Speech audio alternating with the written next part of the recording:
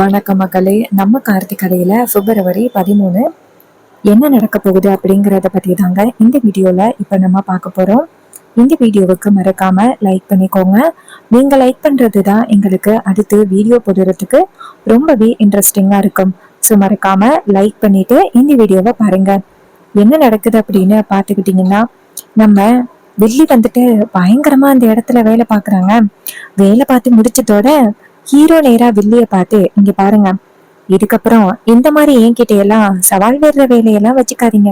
அப்படி சவால் விட்டா என்ன நடக்கும் அப்படிங்கறது இப்ப உங்களுக்கு புரிஞ்சிருக்கும்.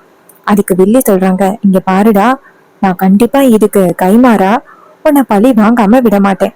அப்ப மயிலு சொல்றாரு, இங்க பாருங்க சின்னத்தை, இன்னும் 10 நாள் இதே மாதிரி இந்த இடத்த கிளீன் பண்ணி விளக்கு போடணும், அதை மறந்துடாதீங்க. இது கேட்டதும் வில்லி செம டென்ஷன் ஆகுறாங்க. அப்ப ஹீரோ நேரா வில்லிய பார்த்து, இங்க பாருங்க, நீங்க இதோட திருந்தி உங்க ஹஸ்பண்ட் கூட வாழ்றதுக்கான வழிய பாருங்க. அதை விட்டுட்டு இதே மாதிரி பழி வாங்கணும் அப்படிங்கிற ஒரு எண்ணத்துல நீங்க இப்படியே திரிஞ்சிட்டு இருந்தீங்க அப்படின்னா உங்களுக்கும் நல்லதில்ல, உங்க எதிர்காலத்துக்கும் நல்லதில்ல. என்ன சொல்றீங்க அப்படின்னு இது கேட்டதும் வில்லி சொல்றாங்க, இங்க பாருடா, நீ சொன்னா உடனே நான் எல்லாத்தையும் சரின்னு சொல்லிடுவேன் அப்படின்னு நினைக்கிறியா? என்னுடைய முதல் எதிரி நீதான். கண்டிப்பா நான் ஒண்ணு சும்மா விட மாட்டேன் அப்படின்னு வில்லி பயங்கரமா பேசுறாங்க. அப்ப ரேவதி சொல்றாங்க, இங்க பாருங்க, சித்தி கண்டிப்பா திருந்துறதுக்கு வாய்ப்பே இல்லை. அப்படி சித்தி திருந்தணும்னு நினைச்சாலும் அந்த சிவனாண்டியும் முத்துவும் சித்திய திறந்து விட மாட்டாங்க அப்படின்னு சொல்லி பேசிக்கிட்டு இருக்காங்க. அப்புறம் வில்லிய சொல்றாங்க, உங்களை நான் அப்புறம் கவனிச்சுக்கிறேன் அப்படின்னு கை கால்லாம் வலி தாங்க முடியாம, சரி நம்ம ஹஸ்பண்ட் வீட்டுக்கே போவோம், மறுபடியும் நம்ம வீட்டுக்கு போனா அங்க ஏதாவது நமக்கு வேலை கொடுத்துருவாங்க, என்னால இந்த வேலையே சுத்தமா பார்க்க முடியல, நம்ம நேரா என் புருஷன் வீட்டுக்கே போயிடலாம் அப்படின்னு வில்லி நேரா அவங்க ஹஸ்பண்ட் வீட்டுக்கு தான் போறாங்க. அங்க சிவனாண்டியும் முத்துவும் ரொம்ப கவலையோட உட்காந்துருக்காங்க. பாவம் சந்திரா எவ்வளவு வேலை பார்த்தா அப்படின்ட்டு. அப்ப வில்லி கை கால்லாம் வழியை தாங்க முடியாம அங்க இருந்து வராங்க. வந்ததும் அவரு கேக்குறாரு, சந்திரா, உன்னை இந்த நிலைமையில பாக்குறதுக்கு எனக்கு எவ்வளவு கஷ்டமா தெரியுமா இருக்கு, என்னை மன்னிச்சிரு சந்திரா. எப்படியாவது அந்த சிலை திறப்பு விழாவை நிறுத்தலாம் அப்படின்னு நானும் பல வகையில முயற்சி பண்ணேன். ஆனா எதுவுமே சரிப்பட்டு வரல. கடைசி நேரத்துல சொதப்புனது மட்டும்தான் மிச்சம். இது கேட்டதும் வில்லி சொல்றாங்க, இங்க பாருங்க, உங்க மேல கோவப்பட்டு எந்த பிரயோஜனமும் இல்லைங்க. அந்த டிரைவர் பையன் நம்ம என்ன பிளான் பண்ணாலும் அதை கரெக்டா கண்டுபிடிச்சு ஸ்டாப் பண்ணிடுறான். அதனாலதான் நம்மளால எதுவுமே பண்ண முடியல. இருக்கட்டும், ஒரு நாள் இல்லைன்னா ஒரு நாள் அவன் கண்டிப்பா மாட்டுவான். இப்போதைக்கு என்னால ஒரு வேலை கூட பண்ணவே முடியல. அதான் கொஞ்சம் ரெஸ்ட் எடுக்கலான்னு இங்க வந்திருக்கேன். அதோட அங்க நான் வீட்டுக்கு போனேன், அவங்க இன்னும் நிறைய எனக்கு வேலை கொடுத்து கண்டிப்பா என்ன ஒரு வழி ஆக்கிடுவாங்க. அதனாலதான் இங்க வந்துட்டேன். அப்ப சிவனண்டி கேக்குறாரு, சந்திரா, உன் அக்கா வந்துட்டா என்ன பதில் சொல்லுவ? வில்லி சொல்றாங்க, அக்கா ரொம்ப முக்கியமான வேலையா வெளியில போயிட்டா. அவ எப்படியும் திரும்பி வரத்துக்கு ஒரு 10 நாள் ஆகும்னு நினைக்கிறேன். அது வரைக்கும் நான் அங்க இருந்தேன், என்ன ஒரு வழி ஆக்கிடுவாங்க. அதனாலதான் தப்பிச்சு இங்க ஓடி வந்துட்டேன். இது கேட்டதும் சிவனாண்டி சொல்றாரு, நல்லது சந்திரா, நீ அங்க இருந்தியன்னா உனக்கு இன்னுமே நிறைய வேலை கொடுத்து உன்னை ரொம்ப கஷ்டப்படுத்துவாங்க. நீ வந்தது சரிதான். இது கேட்டதும் பில்லி சொல்றாங்க, இங்க பாருங்க, இன்னும் எப்பதான் அவனை பழி வாங்குறது? அக்கா கறியை எப்படியாவது சீரவாக்கணும் அப்படின்னு நினைச்சு நம்ம களத்துல இறங்குனா அந்த டிரைவர் பையன் இங்கிருந்தோ அக்கா கறியை நெருங்க முடியாத அளவுக்கு இவ்வளவு பாதுகாப்பா இருக்கான். இப்ப நம்ம என்னங்க பண்றது அப்படின்னு. அப்ப முத்து சொல்றாரு, ஆமா பிரம்மோலே, நம்மளும் பல வகையில நிறைய பிளான் பண்ணோம். ஆனா எந்த பிளானுமே சரியாவே வரல. இப்போ என்ன பண்றதுன்னு எனக்குமே ஒண்ணும் புரியல மருமகளை அப்படின்னு. அதுக்கு அவரு சொல்றாரு, இங்க பாரு சந்திரா, நீ ரொம்ப களைப்பா வந்திருக்க, நீ ஃபர்ஸ்ட் போய் ரெஸ்ட் எடு. இது கேட்டதும் வில்லி சொல்றாங்க, ஆமாங்க, நான் ஃபர்ஸ்ட் போய் ரெஸ்ட் எடுக்கிறேன், அதுக்கப்புறம் தான் இந்த விஷயத்த பத்தி என்னால பேச முடியும் அப்படின்னு வில்லி அந்த இடத்துல இருந்து போறாங்க. வில்லி அந்த இடத்துல இருந்து போனதோட நம்ம வில்லன் நேரா முத்துவை பார்த்து, பாத்தியா எவ்வளவு கவலையோட போறேன் என் பொண்டாட்டி அப்படின்னு. சித்தப்பா, அவளை இந்த நிலைமையில பாக்குறதுக்கு எனக்கு ரொம்ப கஷ்டமா இருக்கு. இந்த எல்லாத்துக்கும் யாரு தெரியுமா காரணம்? அந்த டிரைவர் பையன். அவனை சும்மாவே விடக்கூடாது. அப்ப முத்து சொல்றாரு, ஆமாடம், அவனை விடவே கூடாது அப்படின்னு சொல்லி பேசுறாங்க. இன்னொரு பக்கம் நம்ம ஹீரோ மயிலு எல்லாருமே வீட்டுக்கு வராங்க. அப்ப ரோஹிணியும் சுவாதியும் வீடியோவை பார்த்துட்டு நேரா ஹீரோ கிட்ட, சித்திய செமையா வெளுத்து வாங்கிட்டீங்க போல. சித்தி பாவம் வேலையே பார்க்க முடியாம திணறி போயிருந்தாங்க.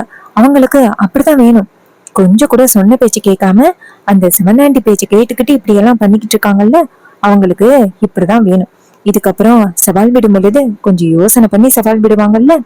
இது கேட்டதும் மயிலு சொல்றாரு, ஆமா ரோகு, சின்னத்தையோட அட்டகாசம் நாளுக்கு நாள் ரொம்ப அதிகமாயிட்டே போகுது. கொஞ்சமாவது திறந்துவாங்க அப்படின்னு பார்த்தா அவங்க கொஞ்சம் கூட திறந்துற மாதிரியே இல்லை. அதனாலதான் அவங்களுக்கு ஒரு தரமான சம்பவத்தை பதிலடியா கொடுத்தோம்.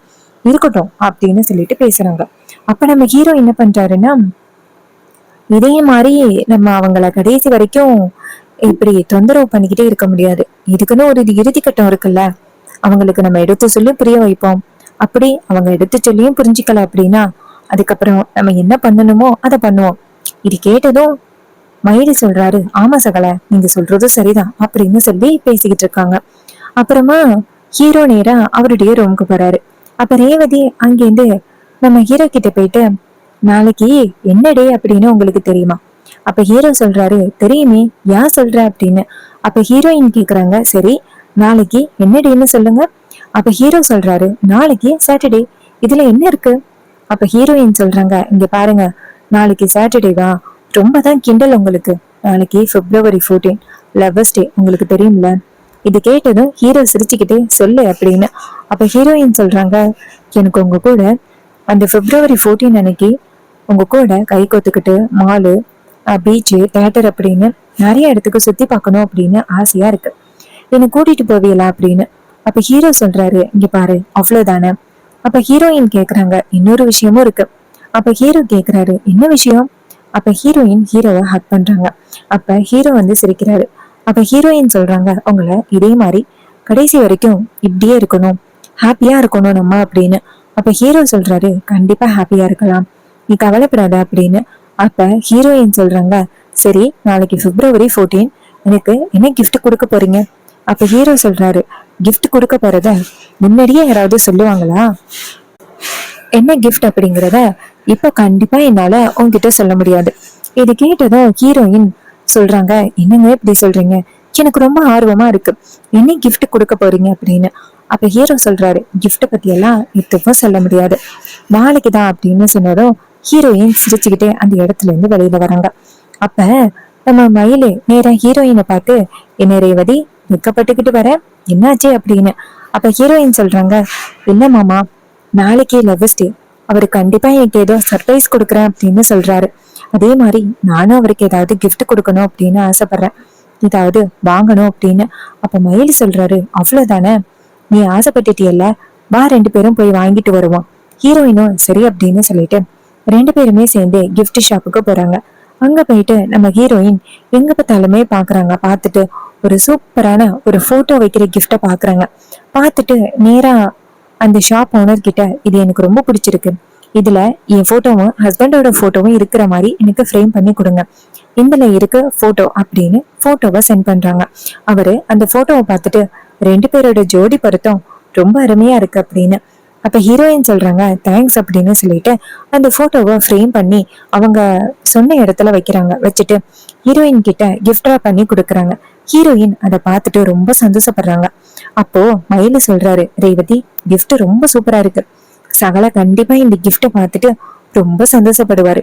அப்ப ஹீரோயின் சொல்றாங்க, ஆமா கண்டிப்பா சந்தோஷப்படுவாரு, போன வாட்டி இதே மாதிரி ஒரு கிஃப்ட் அவருக்கு கொடுக்கலாம் அப்படின்னு ஆசைப்பட்டு நான் வாங்கிட்டு வந்தேன், கடைசி நேரத்துல சித்தி எங்கிருந்தோ வந்து அந்த கிஃப்ட டோட்டலா காலி பண்ணிட்டாங்க, எனக்கு ரொம்ப வேதனை ஆகிட்டு தெரியுமா, சித்தி ஏன் தான் இப்படி பண்றாங்கன்னே தெரியல, அதுக்கப்புறம் அவருக்கு இந்த கிஃப்ட கொடுக்க போறேன், இதுவும் அவரு கைக்கு பாதுகாப்பா போகணும்.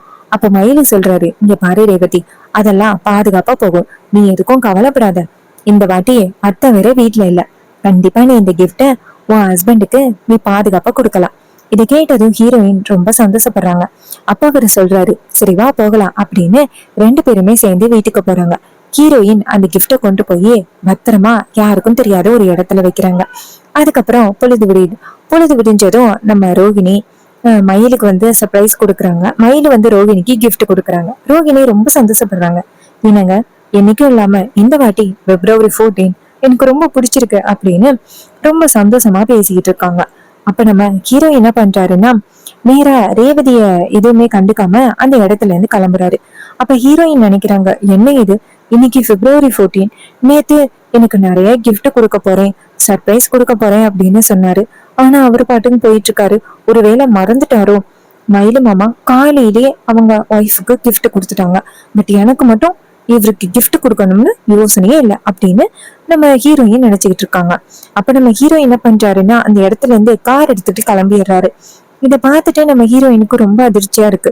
என்ன இது, இவரு பாட்டுக்கும் போயிட்டு இருக்காரு, ஒருவேளை மறந்துட்டாரோ அப்படின்ட்டு. அப்ப ரோஹிணி அந்த இடத்துக்கு வந்துட்டு, ரேவதி உன் ஹஸ்பண்ட் லவர்ஸ் டே அன்னைக்கு இன்னும் gift கொடுத்தாரு. அப்ப ரேவதி சொல்றாங்க, போக்கா, அப்படி அவரு gift எதுவுமே கொடுக்கவே இல்லை.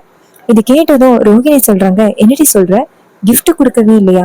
இங்க பாரு, கண்டிப்பா கார்த்தி மாப்பிள்ள அப்படியெல்லாம் இல்ல, உனக்கு ஏதாவது சர்ப்ரைஸ் ரெடி பண்ணி வச்சிருப்பாரு, கவலைப்படாத.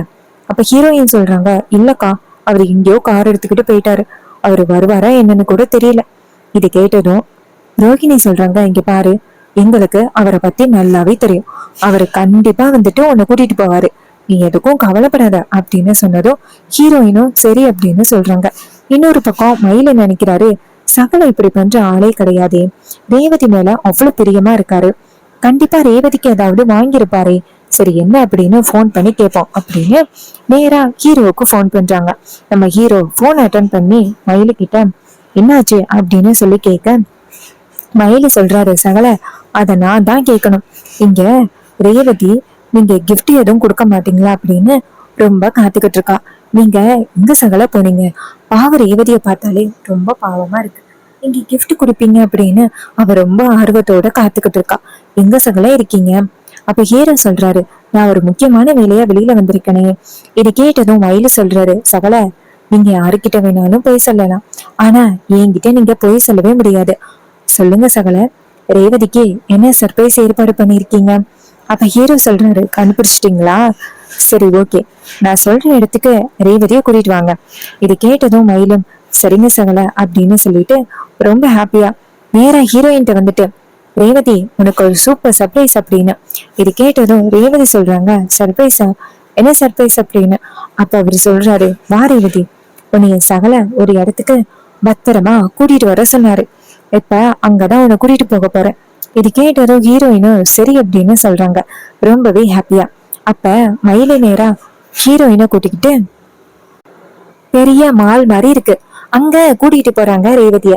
ரேவதி அந்த இடத்த பார்த்துட்டு என்ன இது அப்படின்னு கேட்க, மயில சொல்றாரு, உன் ஹஸ்பண்ட் இங்கதான் கூட்டிட்டு வர சொன்னாரு, சரி பாப்போம், நான் போய் சகல இங்கன்னு பாத்துட்டு வரேன் அப்படின்னு அவரு போயிட்டு எங்க பார்த்தாலும் தேடுறாரு. அப்போ நம்ம ஹீரோயினை சுத்தி நிறைய பேர் வந்து பாட்டு பாடிக்கிட்டே நிக்கிறாங்க. இதை பார்த்துட்டு நம்ம ஹீரோயினுக்கு ஷாக்கிங்கா இருக்கு. அப்ப ஹீரோ அந்த இடத்துல கையில பூங்கத்தோட வராரு. இத பார்த்துட்டு ரேவதிக்கு ரொம்ப சர்ப்ரைஸா இருக்கு.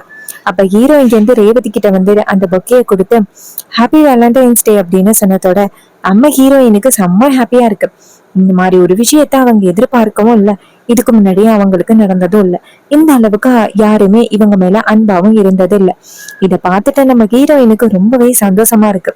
ஹீரோவை பார்த்து லவ் யூ கார்த்தி அப்படின்னு சொல்ல, ஹீரோவும் பதிலுக்கு அவரும் லவ் யூ டு சொல்றாரு. இத பார்த்துட்டு ரொம்பவே ஹாப்பி ஆகுறாங்க மயில். ரேவதி ரொம்ப கவலையோட இருந்தா, ஆனா சகல சூப்பரான ஒரு சர்ப்ரைஸை ஏற்பாடு பண்ணி ரேவதிய செமையா ஹாப்பியாக வச்சுட்டாரு அப்படின்னு ரொம்பவே ஹாப்பியா இருக்காரு. இன்னொரு பக்கம் ஹீரோயின் ஹீரோவை ஹக் பண்றாங்க. அப்ப ஹீரோயின் சொல்றாங்க, இந்த மாதிரி ஒரு சர்ப்ரைஸ நான் கொஞ்சம் கூட எதிர்பார்க்கவே இல்லைங்க, எனக்கு ரொம்ப சந்தோஷமா இருக்கு. அப்ப ஹீரோ சொல்றாரு, நீ ஹாப்பி இல்ல, நானும் ஹாப்பி அப்படின்னு ரொம்பவே ஹாப்பியா பேசுறாங்க. ஸோ இந்த கதை உங்களுக்கு பிடிச்சிருந்துச்சுன்னா இந்த வீடியோவுக்கு மறக்காம லைக் பண்ணிக்கோங்க. நீங்க லைக் பண்றதுதான் எனக்கு அடுத்த வீடியோ போடுறதுக்கு ரொம்பவே இன்ட்ரெஸ்டிங்கா இருக்கும். ஸோ மறக்காம லைக் பண்ணிட்டு இந்த வீடியோவை பாருங்க. அண்ட் நம்ம கிட்ட 5 rupees, 10 rupees, 50 rupees வரைக்கும் ஆஃபர் கிளிப்ஸ் இருக்கு. உங்களுக்கு வேணும் அப்படின்னா நீங்க கமெண்ட்ல ஆஃபர் அப்படின்னு கமெண்ட் பண்ணுங்க. உங்களுக்கு எப்படி ஆர்டர் பண்றது அப்படிங்கறத பத்தி சொல்றேன். ஹோல்சேல் பண்றீங்க அப்படின்னாலும் நம்ம கிட்ட ப்ராடக்ட்ஸ் இருக்கு, கண்டிப்பா வாங்கலாம்.